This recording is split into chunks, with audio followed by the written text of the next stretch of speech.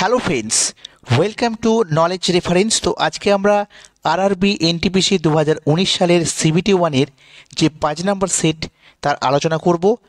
সাথে থাকছে প্রিভিয়াস ইয়ারের সঙ্গে সঙ্গে সেই রিলেটেড প্রচুর ইনফরমেশন যা টিসিএস দ্বারা কন্ডাক্ট করা সেন্ট্রালের বিভিন্ন পরীক্ষায় অবশ্যই কোনো না কোনো এক্সামে এসেছে এই ধরনের ইনফরমেশন। তো অবশ্যই তোমরা এই ক্লাসটি প্রথম থেকে শেষ পর্যন্ত দেখো, আশা করি প্রচুর কিন্তু হেল্পফুল হবে। আর তোমরা যদি আগের পার্টগুলো দেখে না থাকো অবশ্যই দেখে নাও, ঠিক আছে? তো চলো, বেশি কথা নয়, ডাইরেক্ট ক্লাসে। প্রথম কোশ্চেন আজকের, সেন্ট্রাল ড্রাগ রিসার্চ ইনস্টিটিউট কোথায় অবস্থিত? মনে রাখবে লখনৌতে রয়েছে। সেন্ট্রাল ড্রাগ রিসার্চ ইনস্টিটিউট রয়েছে উত্তরপ্রদেশের লখনৌতে। 1951 সালে তৎকালীন প্রধানমন্ত্রী জওহরলাল নেহরু কিন্তু এটা উদ্বোধন করেছিলেন, ঠিক আছে? ভারতের সেন্ট্রাল ড্রাগ রিসার্চ ইনস্টিটিউট। এই লখনৌতে বেশ কিছু ইম্পর্টেন্ট সংস্থার হেডকোয়ার্টার রয়েছে, জেনে নিব। যেমন ভারতের ক্ষুদ্র শিল্প উন্নয়ন ব্যাংক, যাকে বলা হয় সিডবি, বা যার পুরো নাম হচ্ছে Small Industrial Development Bank of India, যেটা 1990 সালে স্থাপিত হয়েছিল, তার হেডকোয়ার্টার কোথায় রয়েছে? লখনৌতে। Indian Institute of Sugarcane Research Institute রয়েছে লখনৌতে। Indian Institute of Information Technology, সেটাও রয়েছে লখনৌতে। 2015 সালে স্থাপিত হয় Indian Institute of Information Technology. আর কেন্দ্রীয় ওষুধ গবেষণা কেন্দ্র, এটাও কিন্তু রয়েছে লখনৌতে, ঠিক আছে? তো এই লখনৌ ইম্পর্টেন্ট একটা পয়েন্ট হয়ে যাচ্ছে, অবশ্যই মনে রাখবে। নেক্সট দেখো, ভারতের দীর্ঘতম হাইওয়ে টানেলের নাম কি? ভারতের দীর্ঘতম হাইওয়ে টানেল বা সড়ক সুড়ঙ্গের নাম হচ্ছে শ্যামাপ্রসাদ মুখার্জি টানেল, ঠিক আছে? যেটি জম্মু কাশ্মীরে অবস্থিত, প্রায় 9.28 কিলোমিটার তার দৈর্ঘ্য। এর পূর্ব নাম ছিল চেনানি নাসরি টানেল, বর্তমানে এর নাম হচ্ছে শ্যামাপ্রসাদ মুখার্জি টানেল। আর এর সাথে আমরা মনে রাখবো, বিশ্বের তথা ভারতের সর্বোচ্চ উচ্চতায় অবস্থিত দীর্ঘতম হাইওয়ে টানেল, যার নাম অটল টানেল, ঠিক আছে? যার দৈর্ঘ্য হচ্ছে 9.02 কিলোমিটার। আর এটি হিমাচল প্রদেশে অবস্থিত লেহ মানালি হাইওয়েতে। আর এটি মানালিকে লাহুল ও স্পিতি উপত্যকার সাথে যুক্ত করেছে। এই অটল টানেলের অপর নাম হচ্ছে রোহতাং টানেল, ঠিক আছে? মনে রাখবে, রোহতাং টানেল। পরবর্তী দেখো, অ্যান্টিক্স কর্পোরেশন লিমিটেড কোথায় অবস্থিত? বেঙ্গালুরুতে। তোমাকে কোশ্চেন দিতে পারে, এই অ্যান্টিক্স কর্পোরেশন লিমিটেড কোথায় রয়েছে? বেঙ্গালুরুতে। তাহলে এই বেঙ্গালুরুতে অবস্থিত অ্যান্টিক্স কর্পোরেশন লিমিটেড, এটা কি? তো এটা হচ্ছে একটি ইসরোর বিপণন শাখা, ঠিক আছে? নেক্সট দেখো, 2018 সালে নিপা ভাইরাসের প্রাদুর্ভাব ঘটে কোথায়? কেরালাতে। ভারতের কেরালাতে 2018 সালে নিপা ভাইরাসের প্রাদুর্ভাব ঘটে। এই নিপা ভাইরাসের বৈজ্ঞানিক নাম হচ্ছে নিপা হেনিপা ভাইরাস, ঠিক আছে? যেটা বাদুড় দ্বারা কিন্তু ছড়ায়। তারপর দেখো, কোন উদ্ভিদ ব্রায়োফাইটার অন্তর্ভুক্ত? অর্থাৎ ব্রায়োফাইটার বা মসবর্গের উদাহরণ দিয়েছে, তোমরা রাখবে মার্চেন্টিয়া। অপশন অনুযায়ী মার্চেন্টিয়া হয়ে যাবে সঠিক উত্তর। এই মার্চেন্টিয়া হচ্ছে ব্রায়োফাইটার অন্তর্গত। এছাড়াও রয়েছে ফানেরিয়া, রিক্সিয়া, মস, হর্নওয়ার্স, লিভারওয়ার্স, এগুলো প্রত্যেকটা মনে রাখবে। আর এর সাথে মনে রাখবে, ব্রায়োফাইটাকে বলা হয় উদ্ভিদ রাজ্যের উভচর। প্রচুর মানে প্রচুর ইম্পর্টেন্ট একটি টপিক এটা, ঠিক আছে? ব্রায়োফাইটা থেকে কোশ্চেন, যে উদ্ভিদ রাজ্যের উভচর কাকে বলে? ব্রায়োফাইটাকে, ঠিক আছে? তাহলে মার্চেন্টিয়া সঠিক উত্তর হচ্ছে। এবার যে বাকি যে অপশানগুলো ছিল সেগুলো একটু বিশ্লেষণ করছি। যেমন ছিল মার্সিলিয়া, তো এই মার্সিলিয়াটা কি? এটি হচ্ছে একটি পলিপোডিওফাইটের অন্তর্ভুক্ত। দেবদার হচ্ছে পিনোফাইটার অন্তর্ভুক্ত। ক্ল্যাডোফোরা হচ্ছে ক্লোরোফাইটার অন্তর্ভুক্ত। এগুলো মনে রাখবে, ঠিক আছে? নেক্সট দেখো, চন্দ্রয়ান-2 উৎক্ষেপণের জন্য কোন লঞ্চ ভেহিকেল ব্যবহার করা হয়েছিল? চন্দ্রয়ান-2, তো এটা জিএসএলভি MK3M1 এই লঞ্চ ভেহিকল দ্বারা কিন্তু চন্দ্রয়ান-2টা লঞ্চ করা হয়। তোমাদের জন্য একটা কোশ্চেন থাকছে, তোমরা কমেন্টে জানাও এই জিএসএলভির ফুল ফর্ম কী, ঠিক আছে? কোশ্চেনটা আসে পরীক্ষায়, জিএসএলভির ফুল ফর্ম কী, কমেন্টে জানাও। এই চন্দ্রয়ান-2 2019 সালের 22শে জুলাই কিন্তু লঞ্চ করা হয়েছিল। আর এর 3টি অংশ ছিল, অরবিটার, ল্যান্ডার এবং রোভার। ল্যান্ডারটার নাম ছিল বিক্রম, আর রোভারের নাম ছিল প্রজ্ঞান। 2008 সালে চন্দ্রয়ান-1 প্রথম লঞ্চ করা হয়, ঠিক আছে। আর 1979 সালে সতীশ ধাওয়ান স্পেস সেন্টার থেকে ভারতের প্রথম স্যাটেলাইট উৎক্ষেপণ করা হয়, যার নাম রোহিণী-1A, ঠিক আছে। পরবর্তী দেখো, ভারতের প্রথম পারমাণবিক চুল্লির নাম কি? ভারতের প্রথম পারমাণবিক চুল্লির নাম হচ্ছে অপ্সরা, যেটা 1956 সালে কিন্তু স্থাপন করা হয়েছিল বা তৈরি করা হয়েছিল, ঠিক আছে। নেক্সট দেখো, অমেরুদণ্ডী প্রাণীর অন্তর্ভুক্ত নয় কোনটি? সরীসৃপ সঠিক উত্তর হবে, কারণ অপশন অনুযায়ী মোলাস্কা, আর্কনেটস, পোকামাকড় এগুলো অপশনে ছিল। সঠিক উত্তর হচ্ছে সরীসৃপ কিন্তু অমেরুদণ্ডী প্রাণীর অন্তর্ভুক্ত নয়। তো এই সম্পর্কে আমরা একটা ডিটেলস জেনে নেব, যেমন আর্থ্রোপোডিক্স, ঠিক আছে, বা আর্থ্রোপোডা, এদের মধ্যে রয়েছে কীটপতঙ্গ, আর্কনিডস, ঠিক আছে, তারপর হচ্ছে ক্রাস্টোসিয়ান, তারপর হচ্ছে মাইরিয়াপডস, ঠিক আছে। একটু তোমাদের নামগুলো শুনতে একটু অড লাগবে, ঠিক আছে, কারণ সিবিএসসি বোর্ডের বা এনসিইআরটির থেকে যে সায়েন্সের বইগুলো রয়েছে সেখান থেকে এই নামগুলো তোলা হয়েছে, ঠিক আছে। আর ওইভাবেই কোশ্চেনগুলো দেয় সায়েন্স থেকে, তো অবশ্যই সায়েন্সটা ভালো করে পড়বে। তারপরে মোলাস্কার মধ্যে রয়েছে কাইটন, শামুক, বাইভাল্ভ, স্কুইড, তারপর হচ্ছে ক্লেমস, অক্টোপাস, এগুলো প্রত্যেকটা মোলাস্কার অন্তর্ভুক্ত। অ্যানিডের মধ্যে রয়েছে কেঁচো, জোঁক, সিনাডারিয়ান মধ্যে রয়েছে হাইড্রা, জেলিফিশ, তারপর হচ্ছে সামুদ্রিক অ্যানিমন, ঠিক আছে, প্রবাল, প্রত্যেকটা পড়তে হবে। ক্রাস্টেসিয়ানের মধ্যে রয়েছে কাঁকড়া এবং গলদা চিংড়ি, ঠিক আছে। ইংরেজি নামগুলো কিন্তু পড়বে, ঠিক আছে। আমরা বাংলাতে পরীক্ষা যদি দিই, বাংলাতে কোশ্চেন হলেও দেখবে ইংরেজি নামগুলোকে বাংলাতে লিখেছে, ঠিক আছে। তো ওই জন্য ইংরেজিটা অবশ্যই জানা দরকার, ঠিক আছে, নাতে কিন্তু তোমরা কিন্তু সায়েন্সে বিশেষ করে ফেঁসে যাবে, পারবে না অ্যান্সার করতে, ঠিক আছে। নেক্সট দেখো কি কি রয়েছে। পরবর্তী কোশ্চেন হচ্ছে, ড্যাশ স্নায়ু তন্তু দ্বারা গঠিত যা প্রতিবর্ত ক্রিয়াগুলির মধ্যস্থতা করে এবং যা মস্তিষ্ক থেকে আবেগ প্রেরণ করে? কোন স্নায়ুতন্তুটি প্রতিবর্ত ক্রিয়ার মধ্যস্থতা রূপে কাজ করে এবং মস্তিষ্ক থেকে আবেগকে প্রেরণ করে? সেটা হচ্ছে স্পাইনাল কর্ড বা সুষুম্না কাণ্ড, ঠিক আছে। এর সাথে মনে রাখবে সুষুম্না কাণ্ড এবং ক্রানিয়াল স্নায়ুতে এক ধরনের স্নায়ুতন্তু পাওয়া যায় যার নাম হচ্ছে মাইলিনেটেড স্নায়ু, ঠিক আছে। পরীক্ষায় আসে বহুবার। মাইলিনেটেড স্নায়ুটা কোথায় দেখতে পাওয়া যায়? সুষুম্না কাণ্ড এবং ক্রানিয়াল স্নায়ুতে। পরবর্তী কোশ্চেন, কম্পিউটারের প্রসঙ্গে ট্র্যাকার বল একটি ড্যাশ ডিভাইস। ট্র্যাকার বল এটি হচ্ছে একটা ইনপুট ডিভাইস, মনে রাখবে। তোমরা সকলেই জানো ইনপুট এবং আউটপুট ডিভাইস সম্পর্কে। তো এই ইনপুট ডিভাইস হচ্ছে keyboard, mouse, microphone, scanner, camera, joystick, touch screen, modem, ঠিক আছে, এগুলোর নাম মনে রাখবে। তার সাথে ট্র্যাকার বল, এগুলো প্রত্যেকটাই ইনপুট ডিভাইসের অন্তর্গত। আর আউটপুট ডিভাইসগুলির মধ্যে রয়েছে monitor, display, printer, speaker, headphone, earphone, projector, plotter, Braille display, তারপর হচ্ছে haptic feedback device, digital signage, ঠিক আছে, টাচ স্ক্রিন, এগুলো। দেখো টাচ স্ক্রিন কিন্তু এখানেও রয়েছে, আউটপুটে ইনপুটে দুটোই কিন্তু কাজ করে, ঠিক আছে, ইনপুট আউটপুট রূপে। আচ্ছা, পরবর্তী কোশ্চেন দেখো, কোন রাজ্যে সবচেয়ে বেশি সোনা উৎপাদন করে? কোন রাজ্য সবচেয়ে বেশি সোনা উৎপাদন করে? তোমরা সকলে জানো কর্ণাটকে কোলার যে গোল্ড ফিল্ড রয়েছে সেখান থেকে প্রায় 99% কিন্তু সোনা, মানে ইন্ডিয়াতে যতটা সোনা উৎপন্ন হয়, যদি 100% সোনা উৎপন্ন হয় তার প্রায় 99% উৎপন্ন হয় কোথা থেকে? সেই কর্ণাটক থেকে, ঠিক আছে।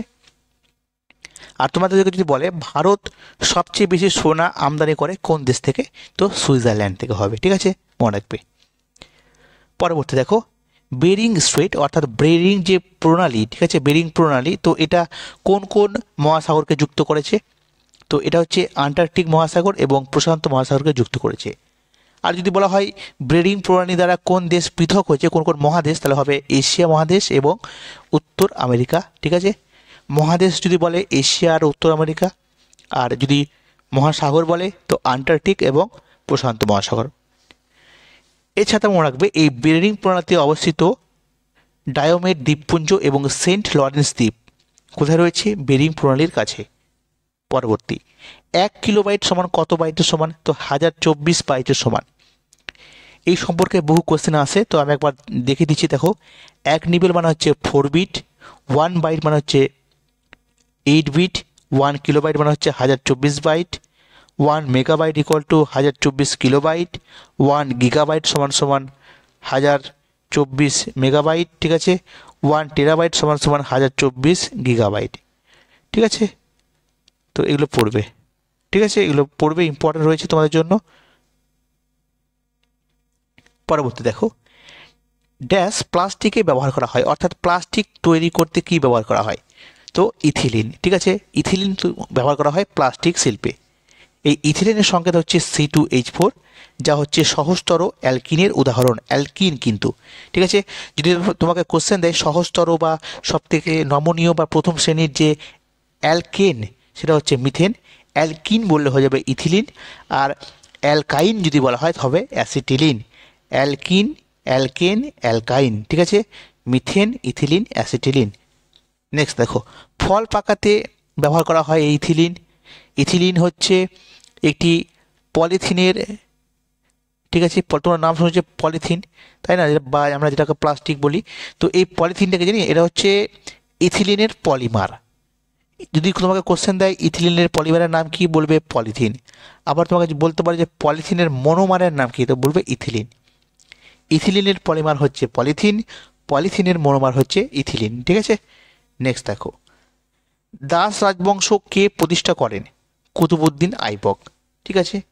মোহাম্মদ ঘুরির সেনাপতি ছিলেন কুতুবউদ্দিন আইবক, যিনি লাক্স বক্স নামে পরিচিত ছিলেন। অত্যন্ত দয়ালু ছিলেন তিনি, ওই জন্য তার নাম লাক্স বক্স, ঠিক আছে।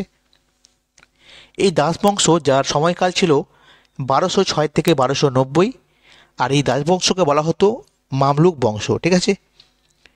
তো আরও তথ্য রয়েছে, যেমন দেখো, তিনি ভারতের প্রথম তুর্কি শাসনের প্রকৃত প্রতিষ্ঠাতা ছিলেন। ভারতে যে তুর্কি শাসন হয়েছিল তার প্রথম প্রকৃত প্রতিষ্ঠাতা ছিলেন কুতুবউদ্দিন আইবক। 1210 সালে তিনি কুতুব মিনার নির্মাণ করেন। তাহলে কুতুব মিনার কে নির্মাণ করেন? কুতুবউদ্দিন আইবক। কত সালে? 1210 সালে। এই কুতুব মিনার 1993 সালে কিন্তু ইউনেস্কো ওয়ার্ল্ড হেরিটেজ সাইটের তকমা পেয়েছিল, ঠিক আছে, মনে রাখবে। রিপাবলিক বইটির লেখক কে? প্লেটো। প্লেটো ছিলেন একজন গ্রিসের প্রাচীন দার্শনিক, সক্রেটিসের ছাত্র এবং অ্যারিস্টটলের গুরু, ঠিক আছে, মনে রাখবে। নেটওয়ার্কিং সিস্টেমে ডিএইচসিপির পূর্ণরূপ কি? ডিএইচসিপির পূর্ণরূপ হচ্ছে ডাইনামিক হোস্ট কনফিগারেশন প্রোটোকল, মনে রাখবে, ডাইনামিক হোস্ট কনফিগারেশন প্রোটোকল, ঠিক আছে। নেক্সট দেখো, ভারতের দীর্ঘতম সড়ক কাম রেল সেতুর নাম কি? ভারতের দীর্ঘতম সড়ক কাম রেল সেতুর নাম হচ্ছে বগিবিল ব্রিজ বা সেতু, যেটা আসাম এবং অরুণাচল প্রদেশকে যুক্ত করেছে, আর এটা অবস্থিত ব্রহ্মপুত্র নদের উপর, ঠিক আছে, এটা ইম্পর্টেন্ট পয়েন্ট। নেক্সট দেখো, ড্যাশ কল্যাণ প্রকল্পের সাহায্য মানে সাফল্যটা, ঠিক আছে, ড্যাশ কল্যাণ প্রকল্পের সাফল্য গ্রিনেজ ওয়ার্ল্ড রেকর্ড দ্বারা কিন্তু স্বীকৃতি পেয়েছে। অর্থাৎ কেন্দ্রীয় সরকারের কোন প্রকল্পটি গ্রিনেজ ওয়ার্ল্ড দ্বারা রেকর্ড দ্বারা স্বীকৃতি পেয়েছে? তো সেটার নাম হচ্ছে প্রধানমন্ত্রী জনধন যোজনা, যেটা 2014 সালের 28শে আগস্ট চালু করা হয়েছিল ইন্ডিয়ার গভর্নমেন্ট দ্বারা। সেটা কিন্তু তার সাফল্য কিন্তু কি হয়েছে, গ্রিনেজ ওয়ার্ল্ড রেকর্ডে কিন্তু স্বীকৃতি পেয়েছে, ঠিক আছে। নেক্সট দেখো, দাচিগ্রাম জাতীয় উদ্যান, যেটা 1921 সালে স্থাপন করা হয়। তো এই দাচিগ্রাম জাতীয় উদ্যান বা ন্যাশনাল পার্ক কোথায় রয়েছে? জম্মু কাশ্মীরে। এটা মূলত হাঙ্গুল বা কাশ্মীরি হরিণের জন্য বিশেষভাবে বিখ্যাত। এছাড়াও দাচিগ্রাম জাতীয় উদ্যান ছাড়াও জম্মু কাশ্মীরে রয়েছে কিশোরতুবার জাতীয় উদ্যান, সেলিম আলী জাতীয় উদ্যান, ঠিক আছে। দেখো, সেলিম আলী জাতীয় উদ্যান কোথায় রয়েছে? জম্মু কাশ্মীরে। তোমাকে যদি কোশ্চেন দেয় সেলিম আলী বার্ড সেঞ্চুয়ারি কোথায় রয়েছে, তো উত্তর হয়ে যাবে গোয়াতে, ঠিক আছে, গোয়া। সেলিম আলী জাতীয় উদ্যান যদি বলবে কাশ্মীর, জম্মু কাশ্মীর। আর সেলিম আলী বার্ড সেঞ্চুয়ারি বললেও বলবে গোয়া, ঠিক আছে, ভালো করে পড়বে। নেক্সট দেখো, নিচের কোনটি অ্যাবায়োটিক উপাদান নয়? ঠিক আছে, অপশানে ছিল সবুজ উদ্ভিদ, সূর্যালোক, মাটি, জল। তো সঠিক উত্তর হচ্ছে সবুজ উদ্ভিদ, অর্থাৎ অ্যাবায়োটিক উপাদান নয়। তাহলে আগে জানতে হবে এই অ্যাবায়োটিক উপাদানটা কি। যে সকল উপাদান জীবিত নয় কিন্তু জীবিত প্রাণীকে সমর্থন করে তাকে বলা হচ্ছে অ্যাবায়োটিক উপাদান। তাহলে সূর্যালোক, মাটি, জল এগুলো জীবিত নয়, ঠিক আছে, তো এগুলো হচ্ছে অ্যাবায়োটিক উপাদান। কিন্তু জীবকে সাহায্য করে বাঁচার জন্য সূর্যালোক, মাটি, জল প্রত্যেকটা কিন্তু জীবকে সমর্থন করে, ওই জন্য এটা অ্যাবায়োটিক উপাদান। কিন্তু সবুজ উদ্ভিদ তো একজন জীব, তো এটা কিন্তু অ্যাবায়োটিক উপাদান নয়, ঠিক আছে, মনে রাখবে। নেক্সট দেখো, ড্যাশ একটি প্রাচীন বৌদ্ধ পাঠ বা টেক্সট, এটার নাম হচ্ছে অভিধর্মকোষ, ঠিক আছে, অভিধর্মকোষা বা অভিধর্মকোষ, এটা হচ্ছে একটি প্রাচীন বৌদ্ধ পাঠ বা টেক্সট বলতে পারো, যেটি সংস্কৃত ভাষায় লেখা হয়েছিল। আর বাসুবন্ধু কিন্তু এটা রচনা করেছিলেন, বাসুবন্ধু, ঠিক আছে। নেক্সট দেখো, কোন বছর ভারতে পাবলিক সেক্টরের এন্টারপ্রাইজে ডিসইনভেস্টমেন্ট বা যেটা প্রাইভেটাইজেশন আমরা বলি, বেসরকারীকরণ, এটা হয়েছিল তো 1991 সালে, ঠিক আছে। এই কোশ্চেনটা WBCS এ বহুবার এসছে, সেন্ট্রালও বিভিন্নবার বিভিন্ন এক্সামে আসে, ঠিক আছে, মনে রাখবে। পরবর্তী দেখো, অপারেশন গ্রিনস, এটি এটি সরকারি স্কিম, তো কিসের সাথে সম্পর্কযুক্ত? অপারেশন গ্রিনস, তো এটি হচ্ছে শীর্ষ ফসলের যে সরবরাহ তার স্থিতিশীলকরণের জন্য এটি চালু করা হয়েছিল, বিশেষ করে টমেটো এবং পেঁয়াজ, আলু, টমেটো, পেঁয়াজ, আলু এইসব সবজির জন্য চালু করা হয়েছিল অপারেশন গ্রিনস। নেক্সট দেখো, নিচের কোনটি ভারতে কেন্দ্র ও রাজ্য সম্পর্কের সাথে সম্পর্কিত নয়? নিচের কোন কমিশনটি কেন্দ্র ও রাজ্য সম্পর্কের সাথে সম্পর্কিত নয়? তো কোঠারি কমিশন, তো এটি হচ্ছে একটি শিক্ষা ব্যবস্থার যে মূল্যায়ন, তার সংস্কার এই বিষয়ে রয়েছে, যেটা 1964 থেকে 1966 সাল পর্যন্ত ছিল এই কোঠারি কমিশন। বাকিগুলো রয়েছে যেমন সরকরিয়া কমিশন, এটি ঠিক আছে 1983 সালে হয়, পুঞ্চি কমিশন 2007 সালে, রাজা মান্নার কমিশন 1969 সালে। প্রত্যেকটা হচ্ছে কেন্দ্র ও রাজ্য সম্পর্কের সাথে সুসম্পর্কযুক্ত, কিন্তু কোঠারি কমিশন হচ্ছে শিক্ষা ব্যবস্থার সাথে সম্পর্কযুক্ত, ঠিক আছে, মনে রাখবে। নেক্সট দেখো, একটি পাথরের নিচের ভাঁজ কী নামে পরিচিত? তো সিঙ্কলাইন বলা হয়।